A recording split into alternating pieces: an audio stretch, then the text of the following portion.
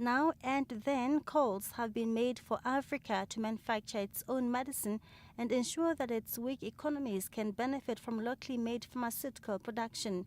Most of Africa's pharmaceutical supplies come from outside Africa. Speaking at a breakfast meeting on the global pharmaceutical manufacturing and supply chain and its role to economic growth, Roche and B360 expert Dr. Manfred Bruch said Namibia, just like other African countries, should consider to stop importing drugs. I would even say that donations are corrupting the build-up of an own manufacturing and pharma structure, so to say, an area where people could gain money. So this is a double-edged sword, donations. Of course, if you have a crisis, if you have a disaster, then disaster relief is the right thing to do. Absolutely. But just donate, donate, donate, donate. This will not develop your own capabilities. While African economies could also profit from drugs made locally, there also ought to be delivery of medicines on time at a guaranteed quality and which would curb inflated prices.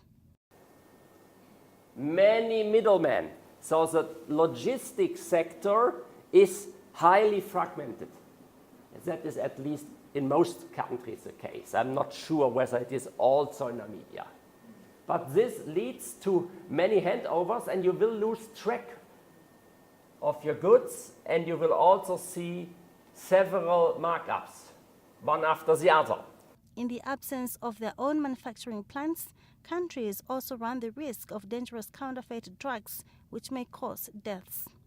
The World Health Organization estimates that 700,000 deaths per year globally are linked to the counterfeit medicine or drug trade, especially for malaria and tuberculosis. Hundreds of thousands of these are found in Africa's supply chain. There is also concern that on average 40% of vaccines imported globally go to waste because of mishandling during transportation. I would say this is just a scandal. So imagine all this stuff is then being applied and doesn't help. Or here, 700,000 estimated deaths per year linked to counterfeit malaria and tuberculosis drugs. How did this counterfeited material get into the supply chain? I think there was quite some criminal energy. The Roche and B360 expert says the private sector, therefore, needs to step up support to their respective governments if the public health sector is to develop its capacity to manufacture its own medicines and thereby reduce risks that come with pharmaceutical imports.